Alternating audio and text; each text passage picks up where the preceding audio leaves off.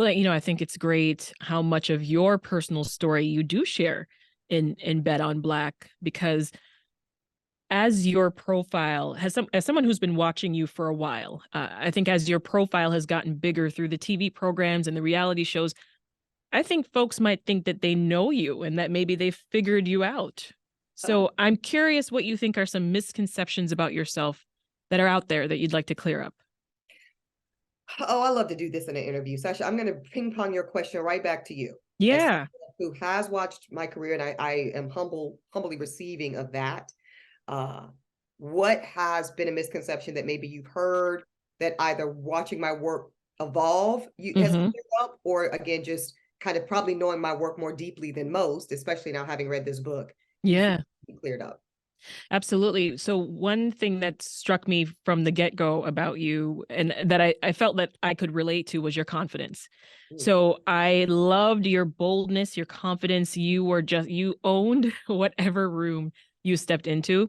I saw that as you transitioned to the television show, to the reality show. I was equally as excited as you were when you announced that you were going to be part of the cast on Real Housewives. But then I was kind of shocked when I would see blogs and things sort of talking about, oh, she's boring, or because again, and I think you mentioned that in the book, you weren't quite doing the things that we're used to seeing on the Housewives franchise. You weren't throwing glasses of wine, you weren't fighting. Wine is meant to be drank, It not thrown. was right. You were taking them to Harlem. You were teaching them about Black history. How dare you? Yeah. So I saw this mixed response from viewers, and it to me, again, as a fan of your work, a longtime fan of your work, I was puzzled. So I Mm. wondered if that bothered you, and whether you thought that that was not the Ebony you wanted to come across.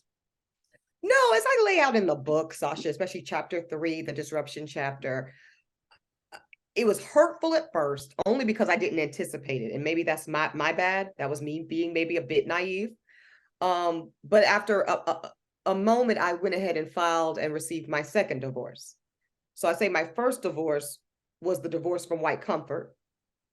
That happened in real time. It's been happening for years, but you really saw it come through to pass on the show. Yeah.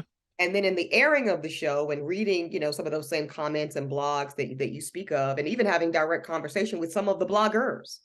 Um, Really.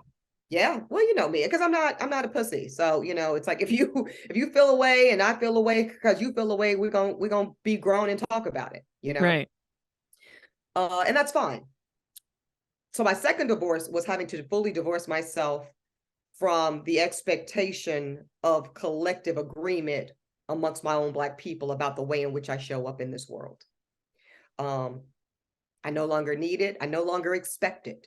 And my work is God-given. I am on a God assignment, not a pop culture assignment, not Right. a, not a media takeout assignment, not a God bless Jason Lee, my good friend. It's not a Hollywood Unlocked assignment. Not a shade room assignment. I love my sword, Jasmine. It's not a Jasmine brand assignment. I'm Mm-hmm. on a God assignment, and I've been given certain spiritual gifts to complete it.